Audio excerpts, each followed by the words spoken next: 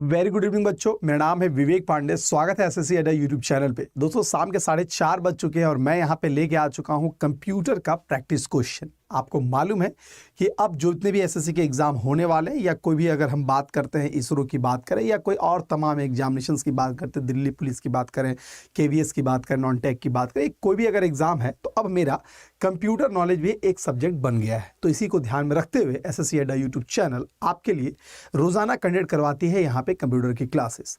मैं यहाँ पे सुबह 11 बजे एक सेशंस लेके आता हूँ जहाँ पे टॉपिक पढ़ते हैं, यानी कि जो भी चैप्टर बन सकता है एग्जाम में उसका जिक्र करते हैं, और शाम 4:30 बजे उसी से रिलेटेड कुछ प्रैक्टिस क्वेश्चन है जो हम लोग जिक्र करते हैं।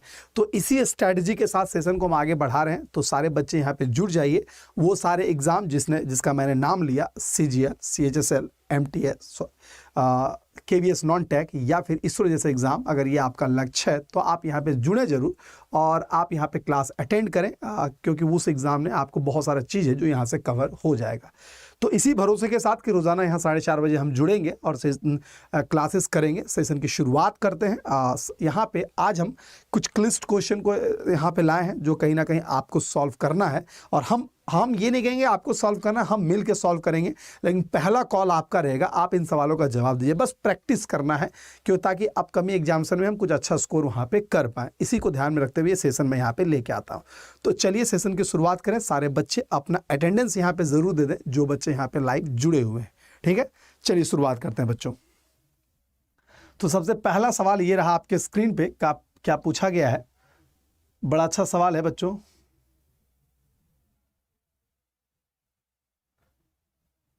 पहला सवाल ये पूछा गया है। हेलो राजीव माथुर, वेरी नमस्कार दोस्तों। तो पहला सवाल है, IP वर्जन 4 कितने बिट का उपयोग करता है। अब यहाँ पे आएगा सर ये IP वर्जन 4 क्या होता है, ये सारी चीज़ों पे आज हम डिस्कस कर रहे हैं। तो बच्चों मैं आपको बता दूं, अगर हम बात करते हैं IP वर्जन 4 के बारे में, तो ये IP है क्या वो समझ लीजिए कि जब हम लोग नेटवर्क की बात करते हैं, तो वहाँ पे एड्रेसिंग भी होती है, यानी कि वहाँ पे एड्रेस भी होता है। और जब एड्रेस की बात होगी तो तरह तरह का एड्रेस होता है। एक हमारा होता है IP एड्रेस, एक होता है IP एड्रेस, ठीक है, और एक हमारा होता है MAC एड्रेस। IP एड्रेस और MAC एड्रेस, ठीक, IP एड्रेस और MAC एड्रेस की बात करते हैं। तो वेरी गुड। तो समझिएगा, तो नेटवर्किंग में एड्रेसिंग है, एड्रेस मुख्यतः, और है एक और एड्रेस होता है पोर्ट नंबर, लेकिन उसके बारे में अभी नहीं। हम दो तरह का एड्रेस की बात करेंगे, एक IP एड्रेस और दूसरा MAC एड्रेस। IP एड्रेस क्या होता है, तो किसी भी कंप्यूटर का जो लॉजिकल एड्रेस होता है, लॉजिकल एड्रेस जो होता है उसे हम लोग IP एड्रेस कहते हैं।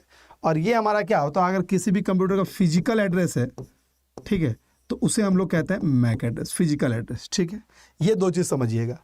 आपने कभी ऐसा देखा होगा, कहीं जाके देखा होगा कि ऐसा कुछ लिखा होता 192.168.1.200, तो ये हमारा क्या कहा जाता है बच्चों, तो ये बेसिकली कहा जाता है IP एड्रेस। ठीक है, और उसी तरह अगर हम लोग ये कहें, कहीं आपने ऐसा कुछ भी देखा होगा,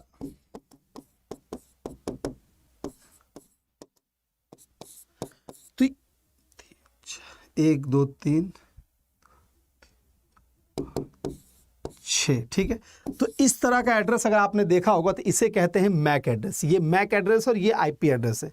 तो हम इसके बारे में बात कर रहे हैं। ठीक है, आप कभी भी ब्लूटूथ से किसी डिवाइस को कनेक्ट कीजिएगा तो इस तरह का कुछ एड्रेस आपको वहाँ देखने को मिलेगा। तो बिल्कुल, हेलो संजय, हेलो राजीव, सबको बहुत बहुत नमस्कार, बहुत बहुत गुड इवनिंग। तो बच्चों देखते हैं, दो तरह का एड्रेस है, एक IP एड्रेस है और एक MAC एड्रेस। तो IP एड्रेस जैसे मैंने बोला कि आपका कितना है, तो 4 बिट का है। आप देख सकते, सॉरी, IP एड्रेस जो है बेसिकली इस तरह का होता है और MAC एड्रेस बेसिकली इस तरह का होता है। तो यहाँ पे इस IP एड्रेस के बारे में पूछा गया है, तो थोड़ा इसके बारे में और जानकारी आपको हम दे दें। एक second,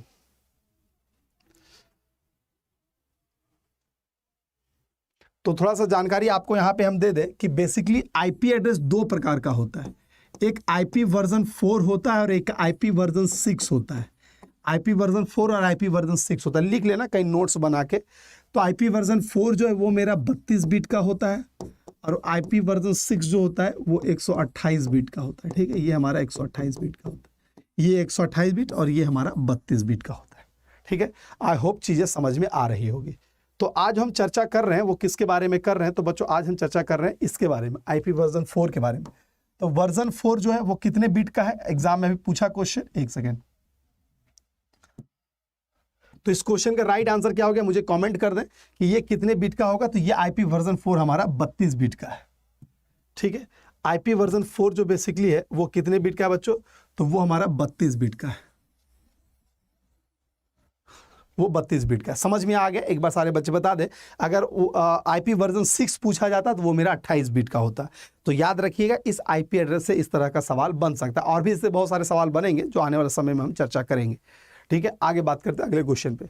which of this computer language do you use in artificial intelligence. इसमें से आर्टिफिशियल इंटेलिजेंस जो अभी एक टेक्नोलॉजी जिस पर रोबोट बनता है, जिसमें हमारा सेंसर टेक्नोलॉजी बना हुआ है, तो वो बेसिकली किस लैंग्वेज का उपयोग करता है। सवाल बड़ा सटीक है कि आईपी वर्जन यहाँ पे पूछा गया है, इनमें से कौन सा कंप्यूटर लैंग्वेज है।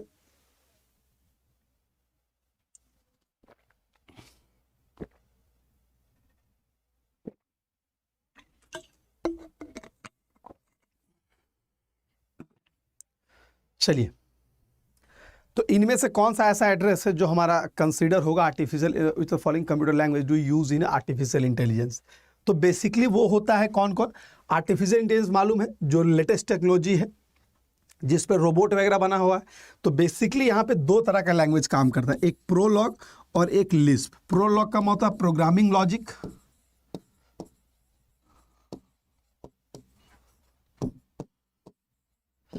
और लिस्प का मतलब होता है लिस्ट प्रोसेसिंग, ठीक है। लिस्ट का मतलब होता है लिस्ट प्रोसेसिंग। तो ये प्रोग्रामिंग लॉजिक और लिस्ट प्रोसेसिंग, ये दो तरह का लैंग्वेज जो इस्तेमाल होता है आर्टिफिशियल इंटेलिजेंस में, ठीक है। तो समझ में आ गया, this are the two language which is used in artificial intelligence, ठीक है। कोबोल क्या है, तो कोबोल के बारे में मतलब मालूम है आपको, common business oriented language. Common business oriented language ये है क्या, तो इसे हम लोग कहते हैं ये बिजनेस पर्पस लैंग्वेज। अगर आपसे पूछा रहता कि इनमें से कौन सा है जो बिजनेस पर्पस लैंग्वेज है, अगर इनमें से कौन सा है जो बिजनेस पर्पस लैंग्वेज, तो वो मेरा कोबोल है, कॉमन बिजनेस ओरिएंटेड लैंग्वेज। तो कौन सा राइट आंसर हो गया, तो बिल्कुल यहाँ पे आर्टिफिशियल इंटेलिजेंस दो लैंग्वेज का इस्तेमाल किया था, एक प्रोलॉग और एक दूसरा लिस्प का, यानी लिस्ट प्रोसेसिंग का। समझ में आ गया, आंसर है तब जवाब दिया करो यार, बाकी एक्स्ट्रा गप है मत मारा करो, ठीक है। यही सब चीज़ें जो आपको दुनिया से अलग बना रहा है कि आप एक्स्ट्रा गपे करते हो, जो नहीं मतलब का चीज़ है उस पर आप फोकस करते हो, ठीक है। चलिए अब आते हैं अगले क्वेश्चन पे, क्या है जवाब देखते हैं। इनमें से कौन सा लैंग्वेज है जो हमारा, इनमें से कौन सा ऐसा लैंग्वेज है जो कन्वर्ट करता है असेंबली लैंग्वेज को मशीन लैंग्वेज है। इनमें से कौन सा ऐसा लैंग्वेज है जो कन्वर्ट करता है किसको, असेंबली लैंग्वेज को मशीन लैंग्वेज में। तो समझिएगा थोड़ा सा कि जितना भी प्रोग्रामिंग लैंग्वेज हम लोग बात करते हैं, जितना भी हम लोग प्रोग्रामिंग लैंग्वेज की बात करते हैं बच्चों, ठीक है, प्रोग्रामिंग लैंग्वेज की बात करते हैं, तो याद रखिएगा कि इसमें दो कैटेगरी में बोलते हैं, एक लो लेवल बोलते हैं और एक हाई लेवल बोलते हैं, ठीक है। एक हाई लेवल बोलते हैं। तो लो लेवल में हमारा मशीन लैंग्वेज आता है, हमारा मशीन लैंग्वेज आता है और असेंबली लैंग्वेज, ठीक है, ये दोनों लो लेवल में।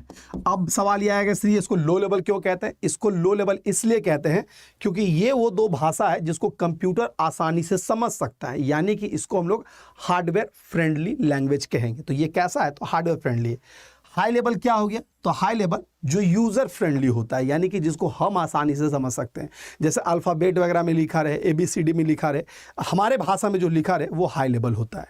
तो बेसिकली यहाँ पे क्या लो लेवल, लो लेवल में भी क्या हमारा मशीन असेंबली लैंग्वेज। तो असेंबली लैंग्वेज जो लिखा जाता है, बेसिकली लिखा जाता है, उसको कहा जाता है मोनोमोनिक्स कोड, ठीक है, मोनोमोनिक्स कोड। पूछा भी ये जाएगा मोनोमोनिक्स कोड किस में लिखा जाता है, तो असेंबली लैंग्वेज किस में लिखा जाता है, मोनोमोनिक्स कोड में। और मोनोमोनिक्स कोड को कन्वर्ट किया जाता है 10 में, 10 में। तो ये काम कौन करता है, तो बेसिकली ये काम असेंबलर करता है, ठीक है। असेंबलर है जो ये काम करेगा। क्वेश्चन में ही आंसर था, अगर मैं एक ट्रांसलेटर ऑप्शन दे दिया था तो कहीं ना कहीं आप लोग चकमा खा गए। लेकिन समझिएगा कि ट्रांसलेटर में तो तीनों आ जाएगा, ट्रांसलेटर में हमारा आ जाएगा, कंपाइलर भी आ जाएगा, इंटरप्रेटर भी आ जाएगा और असेंबलर भी आ जाएगा। लेकिन मुख्यतः जो काम बोला गया है वो बोला गया असेंबली को मशीन में कौन कन्वर्ट करता है। तो बेसिकली असेंबली को जो मशीन में कन्वर्ट कर रहा है वो मेरा असेंबलर कर रहा है। तो राइट आंसर हमारा यहाँ क्या हो गया, राइट आंसर हमारा हो गया assembler is the right answer, ठीक है। तो राइट आंसर हमारा हो गया assembler is the right answer. I hope you getting the point, ठीक है। चलिए अब बढ़ते हैं अगले पॉइंट में। एकदम समझ में आ गया। इसके अलावा सर और क्या है, तो कंपाइलर के बारे में समझिएगा, ये हाई लेवल को लो लेवल में कन्वर्ट करता है, ठीक है। कैसे काम करता है, तो all program at a time convert करता है, ये all program at a time convert करता है। और इंटरप्रेटर भी हाई लेवल को लो लेवल में कन्वर्ट करता है, लेकिन एक एक करके करता है, यानी 1 बाय 1 करता है। तो इंटरप्रेटर क्या हो गया, जो 1 बाय 1 करे। कंपाइलर क्या हो गया, तो जो एक साथ ही कन्वर्ट कर दे। और दोनों का काम है हाई लेवल को लो लेवल में कन्वर्ट करना, ठीक है। और बाकी असेंबलर के बारे में मैंने बता दिया। और याद रखिएगा कि ट्रांसलेटर का ही सारा एग्जाम्पल है, सारा ट्रांसलेटर का ही एग्जाम्पल है। एक जानकारी और रख लो कि ये सब किस सॉफ्टवेयर की कैटेगरी में आता है, तो लिख लेना कि आपका असेंबलर है, कंपाइलर है, या जो भी है, ये सब हमारा सिस्टम सॉफ्टवेयर की कैटेगरी में आता है। एक पॉइंट और लिख लो कि ट्रांसलेटर को एक का नाम और बोला जाता है, ट्रांसलेटर को एक नाम और बोला जाता है लैंग्वेज प्रोसेसर। इसको लैंग्वेज प्रोसेसर भी कहा जाता है, इसको लैंग्वेज प्रोसेसर भी कहा जाता है, ठीक है। इसको हम लोग लैंग्वेज प्रोसेसर भी कहते हैं। तो ये इसका राइट आंसर हो गया। तो जितना तरह का भी जानकारी इस क्वेश्चन से बन सकता था मैंने आपके साथ शेयर कर दिया। मैं उम्मीद करता हूं कि आपको समझ में आ गया होगा, ठीक है। अगला आते हैं, एक बड़ा अच्छा सवाल आया है कि वंस कॉम्प्लीमेंट इसका क्या होगा।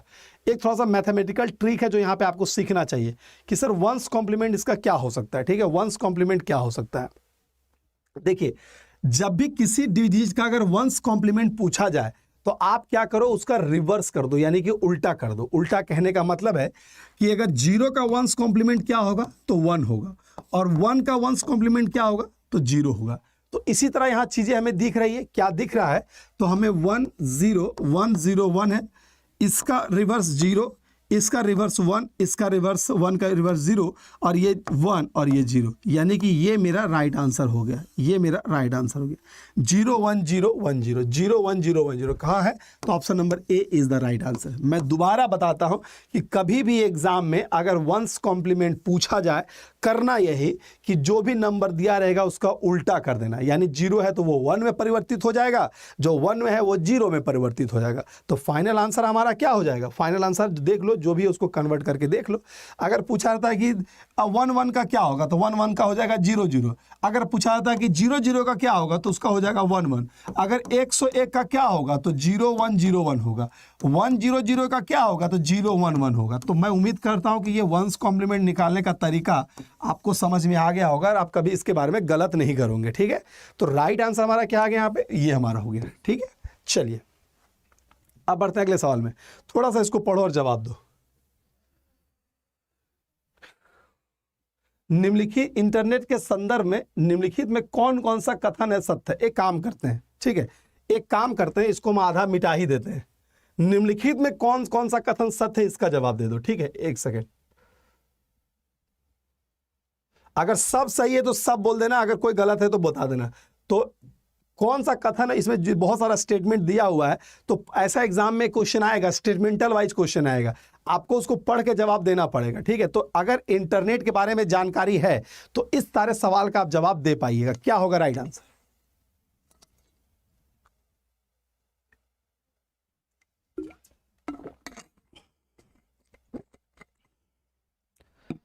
चलिए तो इस क्वेश्चन का राइट आंसर क्या होगा बच्चों, कौन सा, ऑल है तो ऑल बता देना। इंटरनेट का उपयोग कंप्यूटर के माध्यम से विश्वव्यापी जानकारी तक पहुंचने के लिए किया जाता है, जबकि इंटरनेट अच्छा ये इंटरानेट है, ये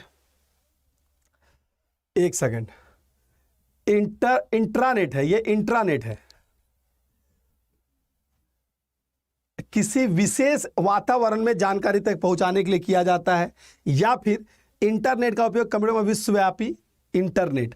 तो बेसिकली क्या है, इंटरनेट जो होता है वो हमारा विश्वव्यापी जानकारी देता है, यानी वर्ल्ड वाइड, और इंट्रानेट जो होता है वो किसी स्पेसिफिक में जानकारी देता है, यानी ये स्टेटमेंट सही है, ठीक है। इंट्रानेट ये है, ठीक है। अगला क्या है, इंट्रानेट का स्वामित्व निजी फॉर्म के पास है, तो इंट्रानेट का स्वामित्व निजी फॉर्म के पास है, बिल्कुल ये भी सही है। इंटरनेट असीमित जानकारी प्रदान करता है और इसका उपयोग करता एक बड़ा समूह होता है, बिल्कुल ये भी सही, यानी ऑप्शन नंबर 3 तक सही है और ये मेरा गलत है क्योंकि दूसरा का ये उल्टा है, ठीक है। नहीं, आपका 2 भी सही है, 3 भी सही है और 4 भी सही, सॉरी ये कितना है, हाँ 2 3 और 4 ये सब आपका सही है, ठीक है, ये all are the right answer, ठीक है, बिल्कुल सही सारे। अब थोड़ा सा समझा देते हैं, बहुत सारे बच्चों को डाउट रहेगा इंटरनेट और इंट्रानेट में, ठीक है। इंटरनेट और इंट्रानेट का संबंध समझ लीजिए है क्या, इंटरनेट इंटरनेट में कंफ्यूजन है तो देखो बेटा मैं बताता हूं कि अगर ये आपका SBI है, ठीक है, ये आपका SBI है, समझिएगा, ठीक है, ये आपका SBI है। अब SBI समझो कि ये SBI है, ठीक है, और SBI का दिल्ली वाला ब्रांच, ठीक है, ये दिल्ली वाला ब्रांच, ये अमेरिका वाला ब्रांच, ये अमेरिका वाला ब्रांच, ठीक है, ये पुणे वाला ब्रांच, ठीक है, ये पटना वाला ब्रांच, ये सब ब्रांच एक दूसरे से जुड़ा होगा, ये सब ब्रांच एक दूसरे से जुड़ा होगा। तो इस तरह का जो सिस्टम बनेगा उसे कहेंगे इंट्रानेट, उसे क्या कहेंगे, इंट्रानेट, ठीक है।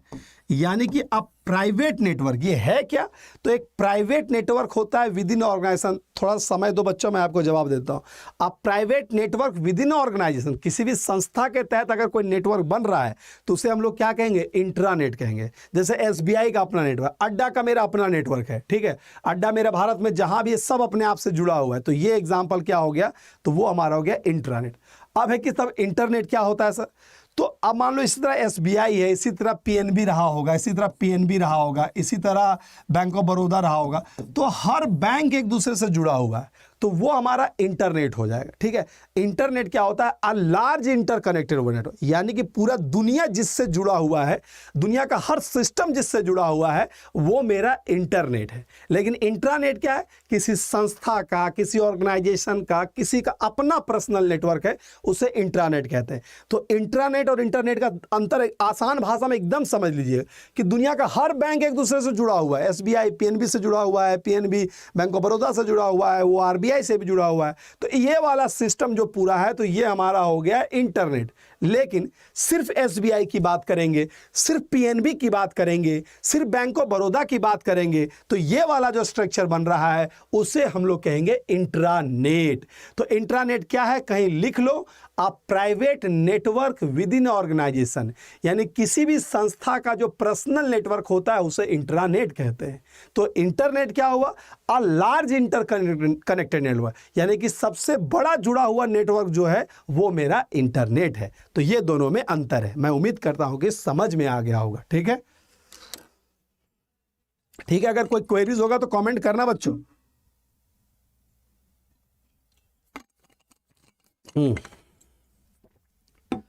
चलिए अब आते हैं अगले पॉइंट में, समझ में आ गया है तो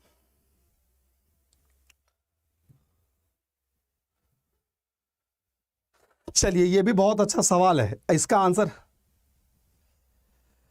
आप थोड़ा सा मेहनत करना पड़ेगा। अंकित आप YouTube से जो भी हम पढ़ा रहे लिख लो और नोट्स बना लो, क्या दिक्कत है, नोट्स बनाते जाओ अपना, नोट्स अपना। और इस क्वेश्चन का आंसर ढूंढो, बहुत ही ट्रिकी क्वेश्चन है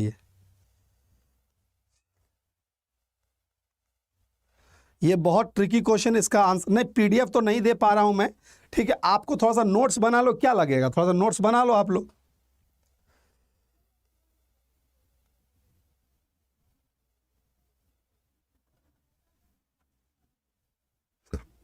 ठीक है, चलिए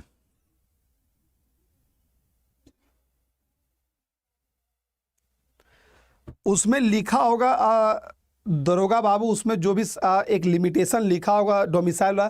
देखो डोमिसाइल जो होता है ना, बेसिकली अगर आपका मतलब कहा जाता है अगर अंचल से बना है तो वो परमानेंट है, वो चलेगा आपका। लेकिन कुछ कुछ का होता है जो वैलिडिटी एक्सपायर कर जाता है, जैसे एजुकेशन पर्पस लो बना रहे हैं, कहीं ना कहीं एक्सपायर कर जाता है। तो आप देखिएगा आपके पास क्या बना हो, अगर खतियान से बना हुआ है तो सही है, चलेगा आदि अनंत तक। अगर नहीं बना हुआ है तो वो एक साल 1.5 साल का लिमिटेशन वहाँ होता है। तो आपके पास कौन सा डोमिसाइल है वो एक बार जरूर देख लीजिएगा, ठीक है। अरे डोमिसाइल दैट इज़ द आवासीय प्रमाण पत्र ना, तो वही है। अगर आपका एजुकेशन पर्पस से बना है तो दैट मीन्स वो 1.5 साल का होगा। लेकिन अगर आप सत्यम वेरी गुड इवनिंग बच्चों, सत्यम वेरी गुड इवनिंग बच्चों। रोजाना ये शाम 4:30 बजे हमसे जुड़ो, रोजाना शाम 4:30 बजे दो, कंप्यूटर का प्रॉब्लम दूर, ठीक है। चलिए आते हैं इस क्वेश्चन का आंसर क्या होगा। चलो बहुत हो गया हंसी मजा।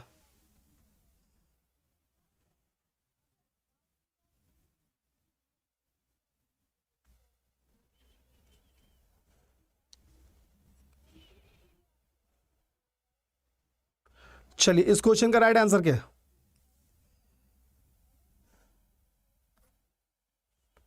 चलिए इस क्वेश्चन का आंसर क्या होगा? देखो सिंपल सा बात है कि हम लोग कंप्यूटर किसे कहते हैं? तो कंप्यूटर कहते हैं जिसमें इनपुट हो, जिसमें प्रोसेस हो, जिसमें आउटपुट हो और जिसमें स्टोरेज हो। अगर ये चार काम कहीं पर है तो उसे हम लोग कंप्यूटर। रहने दो भंवरलाल बेटा, क्यों हंस रहे हो इतना?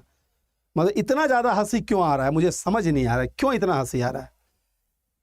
ठीक है, तो अब सवाल यह है कि कंप्यूटर किसे कहते हैं? तो कंप्यूटर का चार मुख्य जो कंपोनेंट होता है वो होता है इनपुट, प्रोसेस, आउटपुट, स्टोरेज। यानी इसी से मिलता जुलता कुछ अगर ऑप्शन में मिल रहा है तो राइट आंसर होगा। यानी देखो कि कहां पे इनपुट भी आ रहा है, कहां पे प्रोसेस भी आ रहा है, कहां पे आउटपुट भी आ रहा है, स्टोरेज भी आ रहा है। क्या है? तो यहां पे चलो ये प्रोसेस आ गया, ठीक है, प्रोसेस आ गया। अब यहां पे ये इनपुट आ गया, लेकिन इसमें आउटपुट नहीं है, इसमें कोई आउटपुट डिवाइस नहीं है, तो ये गलत हो गया। ऑप्शन नंबर 1 गलत हो गया। क्यों? क्योंकि इसमें कोई आउटपुट नहीं है। अब देखते हैं इसमें क्या है। चलो भाई स्टोरेज है, ये भी मान लेते हैं, ये आउटपुट है, लेकिन इसमें इनपुट नहीं है, इस ऑप्शन में इनपुट नहीं है, तो ये भी आंसर गलत हो गया। तीसरा ऑप्शन में देखते हैं, चलो मॉडेम है, इनपुट आउटपुट दोनों होता है, ये इनपुट हो गया, ये सॉफ्टवेयर हो गया, ये आउटपुट हो गया, लेकिन इसमें प्रोसेसर नहीं है, इसलिए ये भी गलत हो गया। इसमें प्रोसेसर नहीं है। इसमें क्या है? तो इसमें प्रोसेसर है, इसमें मेमोरी है, इसमें इनपुट है, इसमें आउटपुट है। तो राइट आंसर हो गया option number 4 is the right answer. Computer का मुख्यतः 4 कंपोनेंट यही होता है, इनपुट, प्रोसेस, आउटपुट, स्टोरेज। देखो कौन सा एग्जांपल है जो फिट बैठ रहा है? तो सीपीयू भी आ रहा है, मेमोरी भी आ रहा है, इनपुट भी आ रहा है, आउटपुट भी आ रहा है। चलो ये भी आ रहा है, कोई दिक्कत है नहीं, लेकिन 4 जो मुख्यतः है वो आना चाहिए। तो यहां तक समझ में आ गया? एक बार बच्चे बता दो ये सर समझ में आया या नहीं समझ में आया? ठीक है, एक बार सारे बच्चे कह दो यहां तक किसी को कोई दिक्कत तो नहीं है, कोई क्वेरी तो नहीं है?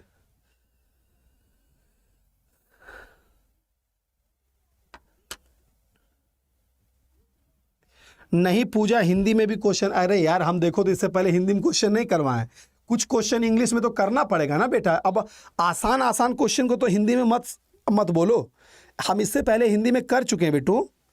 ठीक है, तो ऐसा मत बोलो।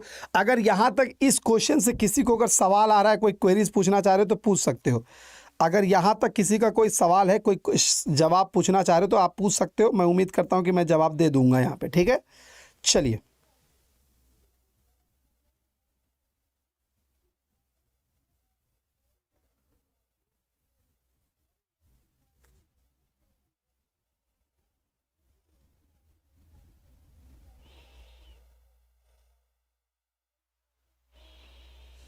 चलिए, तो राइट आंसर समझ में आ गया। आई होप कोई तरह की क्वेरीज नहीं है।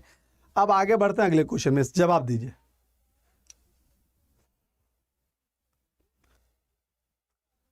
इन MS Excel to add numeric word, तो ये शायद डिस्कस कर चुके हैं, शायद ये प्रीवियस स्लाइड में हो चुका है। तो सम अगर से लिखा है, अगर A1 से लिखा होगा, समझिएगा, अगर A1 से A5 लिखा हुआ तो आप ऐसे लिखना। A1 से अगर A5 लिखा है तो आप ऐसे लिखना। ठीक है, अगर A1 से A5 लिखा है तो आप ऐसे लिखना। ठीक है, चलिए एक बड़ा अच्छा सवाल में आया है, एक बड़ा अच्छा सवाल आया कि सर ये सिस्टम बस क्या था। बहुत जेन्युइन क्वेश्चन है। समझिएगा कि कंप्यूटर जब आपने देखा होगा, अगर आपने कंप्यूटर देखा होगा बच्चों, तो कुछ इस तरह कंप्यूटर आपने देखा होगा। ठीक है, मैं दिखा देता हूं। आपने देखा होगा कि ये मॉनिटर है, ये मॉनिटर है, और ऐसा एक होता है, और इस तरह कीबोर्ड होता है। तो बेसिकली इसे आप लोग कह देते हैं कि सीपीयू है, लेकिन ये सीपीयू नहीं होके इसे ही कहा जाता है सिस्टम यूनिट। ये हमारा सिस्टम यूनिट ही है बच्चों, ये हमारा सिस्टम यूनिट है, समझिएगा, ये मेरा सिस्टम यूनिट है। ठीक है, तो राइट आंसर हमारा क्या हो गया? यही हमारा सिस्टम, जिसके अंदर मदरबोर्ड होता है, मदरबोर्ड के अंदर रैम होता है। ठीक है, चलिए अब बढ़ते हैं, पुनः सवाल में आते हैं। चलिए आगे बढ़ने से पहले मैं आपको बता दूं, एक सेकंड, आगे बढ़ने से पहले मैं आपको बता दूं कि वो बच्चे जो दिल्ली पुलिस की तैयारी कर रहे हैं उनके लिए नया बैच आ चुका है। तो अगर दिल्ली पुलिस की तैयारी करना चाहते हैं हमारे साथ जुड़ के, या किसी और तरह का तैयारी, तो आप यहाँ पे इस कोर्स से जुड़े, दिल्ली पुलिस का बैच है नया, हम लोग स्टार्ट किए हैं। वो बच्चे जो दिल्ली पुलिस जिनका लक्ष्य है, इस बैच से जुड़ सकते हैं। और जुड़ने के लिए आपको Y706 कूपन कोड का इस्तेमाल करना है। ठीक है, तो ये दिल्ली पुलिस महापैक है। मैं हमेशा बच्चों को कहता हूं कि महापैक से जुड़ने से फायदा ये होता है कि सिर्फ एक कोर्स नहीं, अगर इसमें हम 4 कोर्स लाएंगे वो भी आप एक्सेस कर पाओगे अगर आपके पास महापैक का एनरोलमेंट होगा। तो अगर दिल्ली पुलिस आपका लक्ष्य है तो जरूर इस कोर्स से इनरोल कर लीजिएगा। इसके अलावा और भी वो तमाम कोर्सेज हैं, ठीक है। एसएससी एमटीएस, एसएससी केवीएस का कोर्स, किसी भी कोर्स को एक्सेस करने के लिए आप इसी कोड का इस्तेमाल करेंगे। चलिए ठीक है, तो मैंने बता दिया बैच के बारे में, ज्वाइन करना या ना करना ये आपका है, लेकिन करना चाहिए अगर दिल्ली पुलिस की तैयारी आप करना चाहते हो, क्योंकि बहुत ही बेहतरीन बैच हम लोग लेके आए हैं दिल्ली पुलिस के लिए। ठीक है, चलिए अब आते हैं इस क्वेश्चन पे। क्या पूछा गया? Message on a network layer in the form of. Network layer में मैसेज है वो किस फॉर्म में है? नेटवर्क लेयर में है वो मैसेज किस फॉर्म में जाता है? तो बच्चों याद रखिएगा, नेटवर्क लेयर में मैसेज जो है वो पैकेट के फॉर्म में जाता है। ठीक है, याद रखिएगा, नेटवर्क लेयर में मैसेज है वो मेरा पैकेट के फॉर्म में जाता है। किस में? पैकेट के फॉर्म में। और इसके अलावा फ्रेम डेटा लिंक लेयर में जाता है, डेटा लिंक लेयर में फ्रेम के फॉर्म में।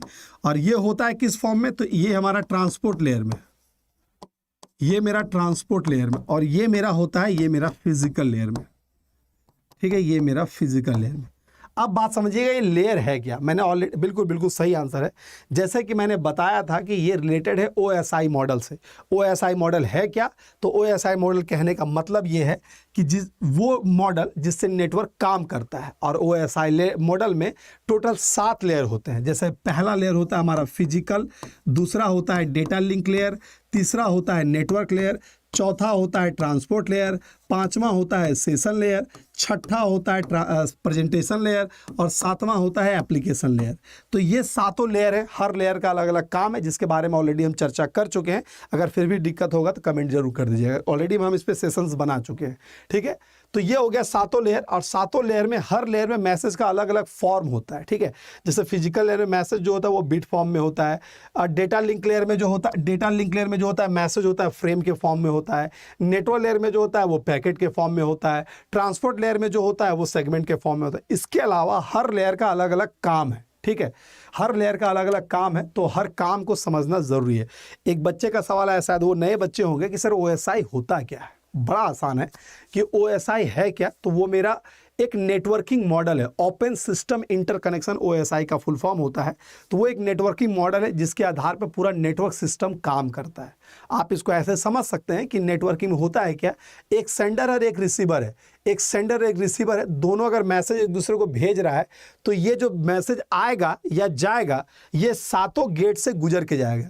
यानी कि सेंडर भी जब भेजेगा तो ये 7 सीढ़ी चढ़ेगा तब उसके पास जाएगा, और जो रिसीवर जब रिसीव करेगा तो उसके पास ये 7 सीढ़ी से गुजर के आएगा। तो दैट मीन्स ये लेयर का काम होता है, यानी पूरा नेटवर्किंग सिस्टम जो है इसी लेयर पे काम करता है। ठीक है, चलिए तो बच्चों ये हो गया आज का क्वेश्चन। मैं उम्मीद करूंगा कि आज अच्छे से प्रश्न हम लोग किए होंगे, और बाकी ये सारे वो बैचेज हैं जो आप इनरोल कर सकते हैं अगर तैयारी आप करते हैं। तो किसी भी कोर्स को इनरोल करने के लिए आप इसी का इस्तेमाल करें, आपको इससे 78% तक छूट मिल जाता है। ठीक है, मैं उम्मीद करूंगा कि जल्दी आप हमारे साथ मिलकर प्रिपरेशन स्टार्ट कीजिएगा। नया बैच हम जो स्टार्ट किए वो दिल्ली पुलिस का स्टार्ट किए, नया बैच जो स्टार्ट किए कल ही स्टार्ट किए दिल्ली पुलिस का। अगर दिल्ली पुलिस आपका लक्ष्य है तो यहाँ पे जरूर ज्वाइन कीजिएगा। ठीक है, तो अभी के लिए इतना ही रखते हैं, फिर मिलते हैं अगले क्लास में। तब तक के लिए good luck, goodbye and take care दोस्तों।